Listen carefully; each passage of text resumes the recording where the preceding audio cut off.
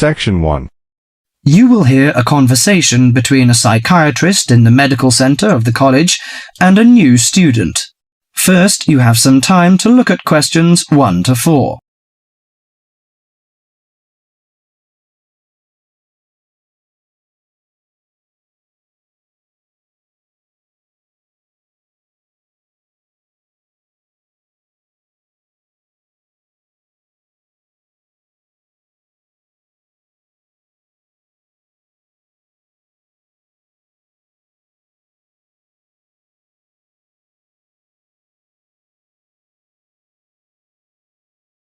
Now listen carefully to the conversation and answer questions 1 to 4.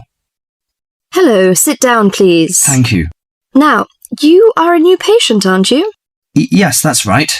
Okay, so I'd better get some basic details down first. Right, we'll start with your name. Martin Hansen. Do you spell that S-O-N or S-E-N? Hansen. Okay, and you're a first-year student? Yes, I am. Study in? Electronics, actually. I hope you enjoy it. Thanks. And your address? 2805 Hesperian Avenue, Hayward. 2805 and Hesperian. Yes, that's Hesperian. Hayward, Hayward. And your phone number? 734-246-55. 734-26455. No, you got the 6 and the 4 the wrong way round. It's 24655. Huh? Sorry, right. And, when were you born? The 15th of June, 1986. Here in New Zealand? No, I was born in Sydney. Before you hear the rest of the conversation, you have some time to look at questions 5 to 10.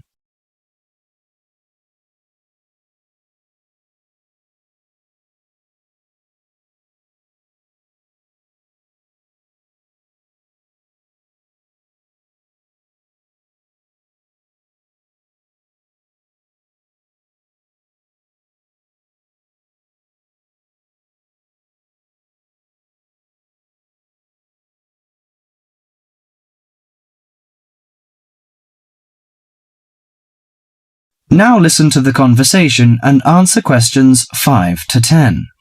Good. So, what's your problem? Well, frankly, I wonder whether it is a problem.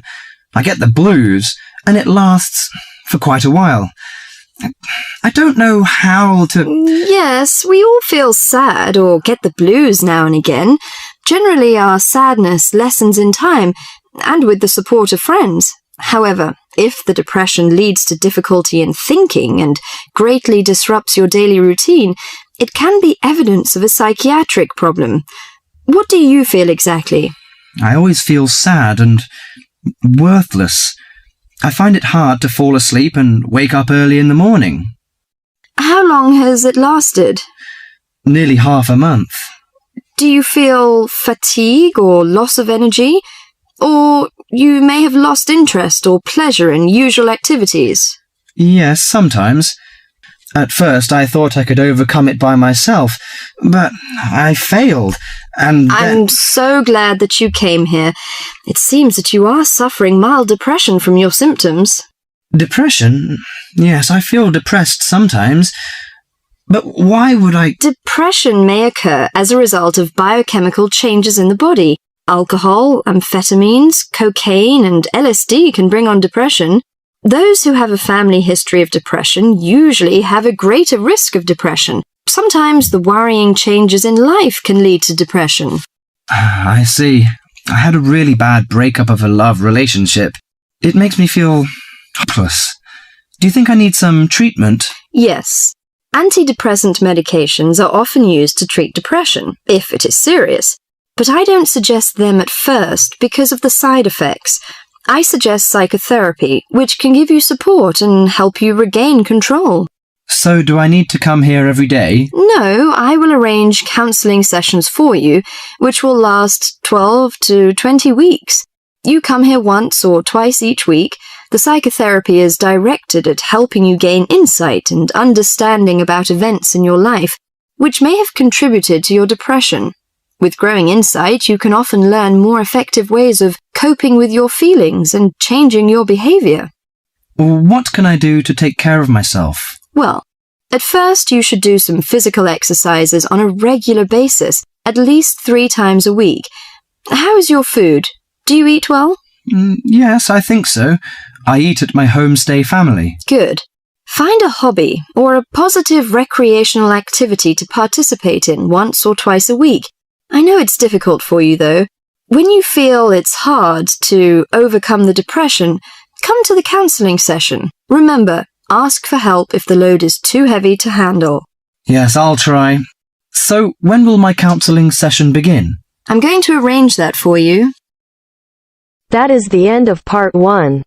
You now have half a minute to check your answers.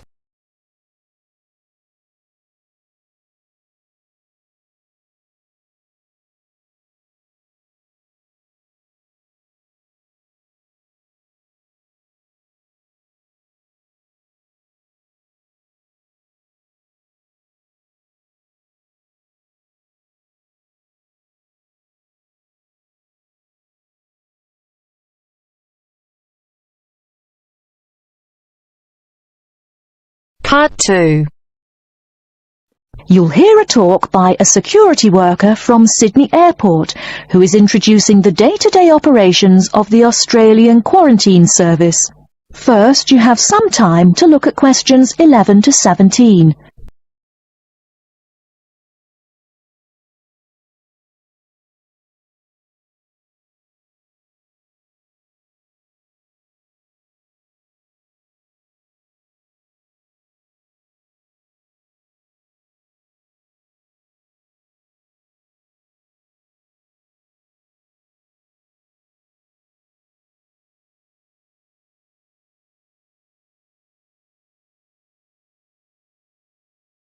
Now, listen carefully and answer questions 11 to 17. Hi everyone and welcome to Sydney Airport. Today I'll be giving you the inside information on the day-to-day operations of the Australian Quarantine Service here. We hope to provide you with a better understanding of why such heavy security regulations are necessary by educating you on how we operate and why we do the things we do. We're not here to try to persuade you to fly through Sydney Airport, though we hope you'll find your experience relatively stress-free and comfortable. First things first, our personnel. Can anyone guess how many people work at Sydney Airport? We have 200 alone working in Terminal 2. So can you guess how many in the whole airport? I heard someone say 360. That's getting closer. What? Did someone say 2,000? That's way too high. Sydney Airport actually employs 440 people. A lot, right? And about half of those employees work in security-related matters. Moving on to our not-so-human employees, let's come and see our favourite pooch, Milton. Milton is our best drug-sniffing dog on the force. He's friendly to most people. You can even come pet him at the end of our tour. Burnouts, beware though. He'll find everything. Notice that even though there are so many of us around him, Milton stays quite calm. This is the precise reason he was chosen for the job. Dogs that are chosen are not predisposed to sniff out different narcotics. That's something we teach them already. So here's a part of the airport most people never notice, the cargo transport terminal. This is where packages are shipped to and from. Normally, we ship around 4,400 packages per month. In this airport alone, over 52,000 packages were shipped in and out over the past year. We ship to and from 170 different countries. Not bad, eh? Probably it will go up to over 72,000 packages this year. And despite over 100 flights in and out of here daily, the number of lost or delayed packages is impressively low. If you send your package through here, rest assured we'll get it where it's going. Let's move on to the area most of us are familiar with, the passenger terminals. In order to be allowed into this area, you must pass through security with your ticket and, if you're travelling internationally, your passport. If you're travelling domestically, you just need a legal form of ID. If you don't have those, you will not be allowed to pass through security and board your flight. During the security scan, your carry-on items will be checked for dangerous items such as weapons, sharp objects, and liquids that exceed our specified limit. If you attempt to pass any of the prohibited items on this list posted at the entrance, you are still allowed to board the plane, but you'll be given a warning and your item will be confiscated. Don't worry, we will not arrest you for having too much shampoo in your bag or anything like that. We also search your carry-ons and parcels for any perishable items. We prohibit the transportation of local vegetation and prohibit parcels containing any insects in them. You may or may not have learnt about this in biology class, but when some plants are introduced to a new environment, they spread wildly and wipe out the current species around it. It is important to control the introduction of new plants into an ecosystem, so we must prohibit the transport of any fertile seeds. So what happens to parcels containing possibly suspicious items? It's of course something we do not take lightly here. If an object passes through the scanner that appears suspicious in any way, it is separated out for manual search by a member of our trained security personnel. If an illegal plant or simple sharp object like a pocket knife is found, it is simply disposed of in our biohazard waste containers, and the package itself is returned to the sender, or passenger if it is for a passenger flight. More serious weapons are reported to higher authorities for investigation. Before you hear the rest of the talk, you have some time to look at questions 18 to 20.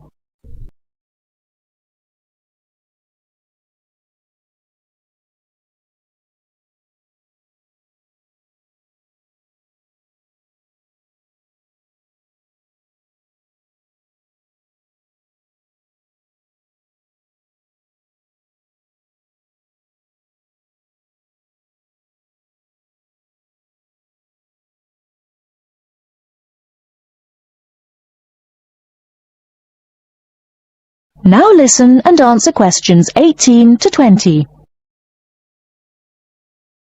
As far as parcel security, the material of the parcel is important. For shipped goods, the most common material used and the most widely accepted is paper. Make sure it is packed sturdy enough with no rips or tears. We've definitely had packages rip open before due to haphazard packing. A more common problem, though, is the package labels. When an item does not make it to the right place, this is the most common reason. The label may not be in the right place or marked clearly enough. If you're receiving any items from abroad that must be declared, please remember our guidelines in order to ensure the timely delivery of your item.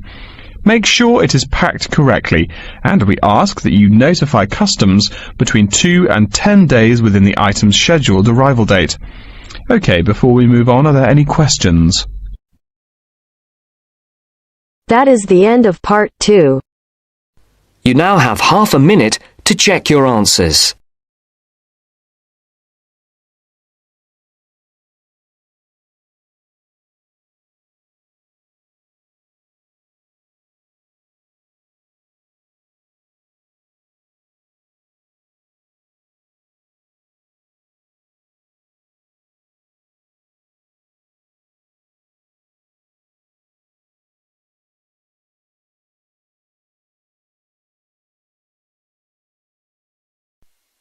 Now turns to part 3.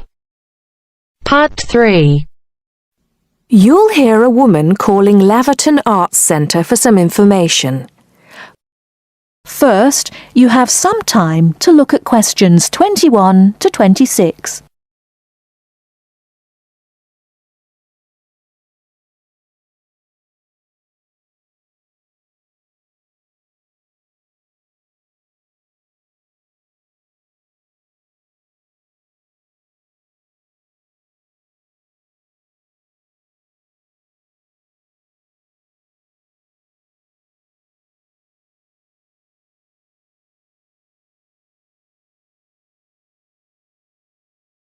Now listen carefully and answer questions 21 to 26. Laverton Arts Centre. How can I help you? Hello. I've been to the Arts Centre a few times recently, and I understand you have this scheme for regular visitors. The Friends of Laverton Arts Centre? Yes, that's right. I wonder if you could tell me a little about it. I mean, how much it costs and what benefits it offers, things like that. Certainly. Well, first of all, the good news is that we've recently changed the scheme. It used to cost £15 a year, but now it's free. All you have to do is fill in an application form. You can either come to the Arts Centre and do that here, or you can go to our website and apply online. And so what are the benefits of joining? There are actually quite a few.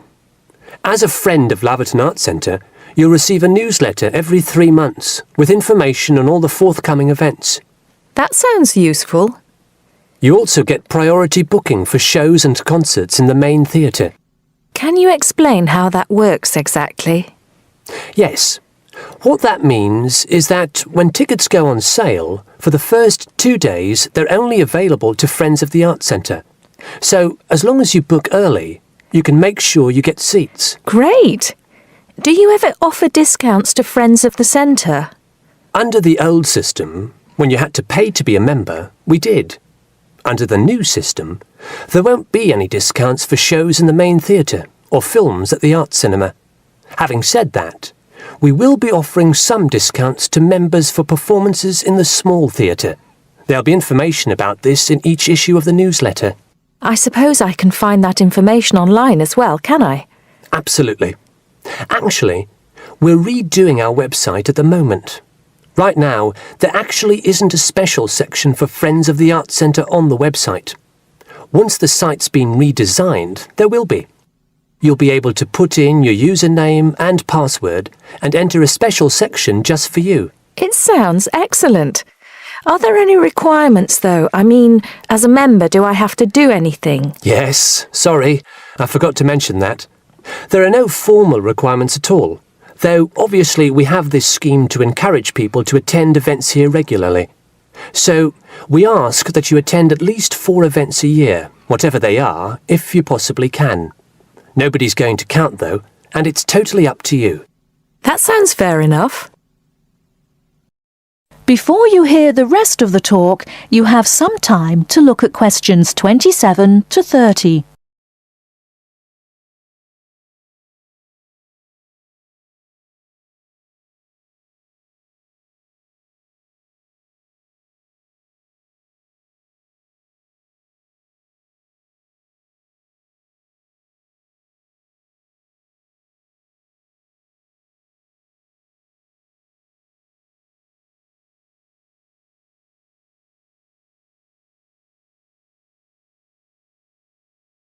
Now listen and answer questions 27 to 30. While you're here, we're actually conducting a short survey of people who phone up the Arts Centre.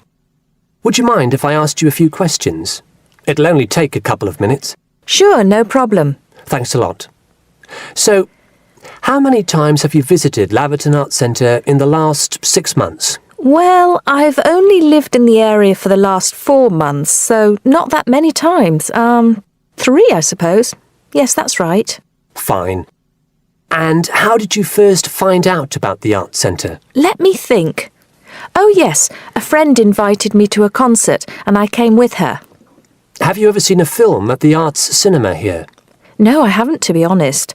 In fact, until you mentioned it earlier, I didn't realise you even had a cinema. One more question. If we offered a free tour of the Arts Centre, including things such as going backstage to look at the dressing rooms, would you be interested in going on it? Oh yes, definitely. I think a tour like that would be very interesting. I'd even pay for it. That's great.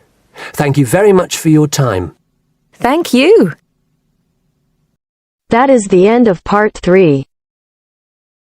You now have half a minute to check your answers.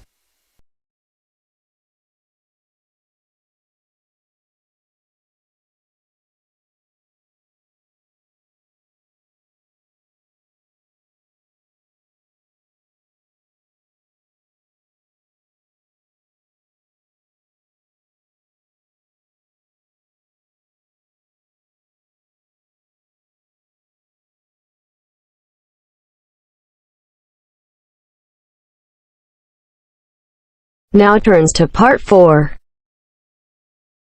Part 4. You will hear a lecture about Crocodylus niloticus and its living habits. First, you have some time to look at questions 31 to 40.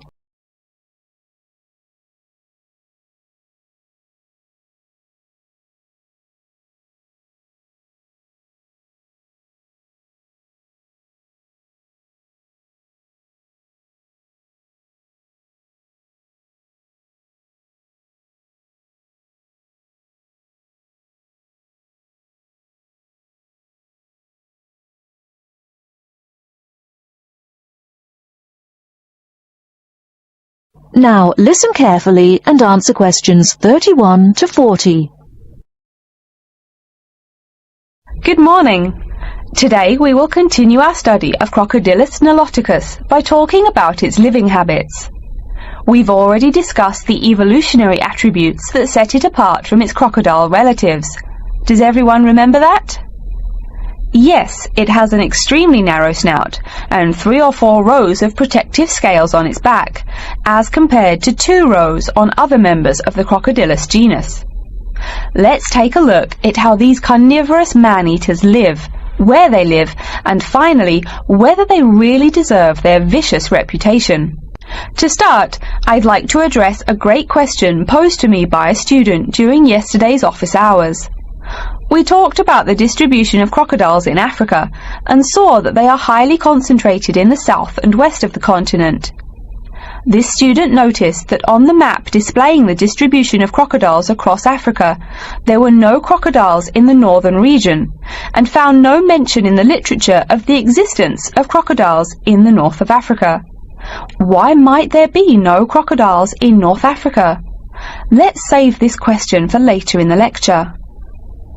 To find out more about the social habits of the African crocodile, one researcher named Tara Shine of the University of Ulster in Northern Ireland conducted a survey of the wetlands in Mauritania and received reports of 46 crocodiles living in one group, or float as we say when referring to crocodiles, though the usual number is a little less than half of that. In general, crocodiles are more highly concentrated in wet subtropical environments, near bodies of water and rich vegetation. While South American crocodiles thrive in cool rainforests, the African crocodile is more equipped for heat. Though they can survive at the hot temperatures found in some deserts, they are not equipped to handle dry climates, and thus cannot survive in places like the Sahara Desert of North Africa. As cold-blooded animals, crocodiles' core temperatures fluctuate from their average of 38 degrees Celsius as external conditions change. Thus, they need to avoid extreme temperatures. Others live an underwater life, keeping a body temperature close to that of the water. As their own unique method of regulating their body temperatures, some African crocodiles have made dens by digging holes in the ground to provide themselves with a cool, dark place to retreat from the hot African sun. Speaking of the hot African sun, let's go back to the question asked at the beginning of the lecture. We know that there used to be crocodiles in northern Africa, yet today there are none. What are some possible explanations for this? Some students have suggested that the African crocodile has evolved from a desert creature into a wetland creature, thus causing them to migrate south for more appropriate conditions. Others presume that the crocodile was hunted out of northern Africa by a fiercer predator. While these are intelligent guesses, the real story is a little bit different. The key to this migration is that the Sahara Desert did not always cover the north of Africa. About 8,000 years ago, the land was fertile wetlands, perfect for breeding crocodiles. Over time, though, the area dried out and the wetland slowly turned to desert, leading the African crocodile to migrate south to the marshlands they call home today. Some crocodiles did, however, adapt to living in dry conditions. In Mauritania, some crocodiles have learned to survive in an area where they can go up to 8 months with no water, by spending the driest of times in what's called a torpor, or short period of hibernation. To utilize every bit of rainfall, these desert crocodiles dig underground caves that collect runoff, thus staying cool and hydrated. During the mating period in November and December, males attract females to their viciously protected territory through a number of behaviors that range from snapping their jaws all the way to sending infrasonic pulses through the water. Afterwards, the female digs a hole up to 60 centimeters in depth to store the eggs for an 80-day incubation period. The female protects these eggs during the period, and sometimes even helps crack the eggs with her snout at the end. These teeth-gnashing carnivores are softer than we think. Although these vicious creatures have attacked humans on a few occasions, the residents are not afraid of them. In fact, they show a great deal of reverence towards these wondrous creatures. Some say that crocodiles bring water to their habitat, so if they leave, they will bring the water with them. Obviously, this is not true, but it demonstrates the admiration the inhabiting people have for crocodiles. Generally, crocodiles do not predate on humans. They attack when humans populate the crocodile's habitat, instilling fear and uneasiness in the crocs. Like any other species, crocodiles are known to attack when feeling fear. There's still a lot more to be discovered about the African crocodile. Researchers want to know more about the population size, how many crocodiles inhabit Africa in all, how they form separate floats, etc. There is still also much to learn about migration patterns and relations to other populations of crocodiles now found in other parts of the world. Next time, we'll examine a few specific case studies of crocodile populations in southern Africa. That is the end of part 4. You now have half a minute to check your answers.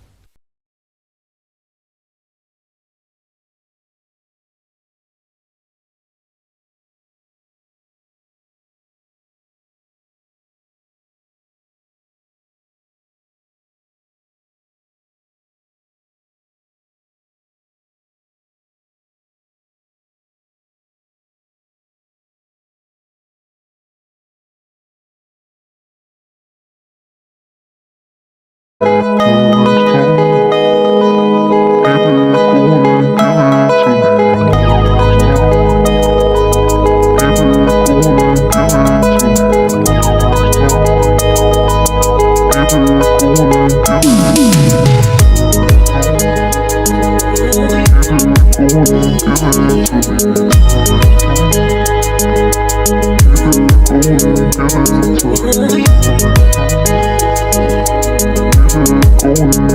it to me.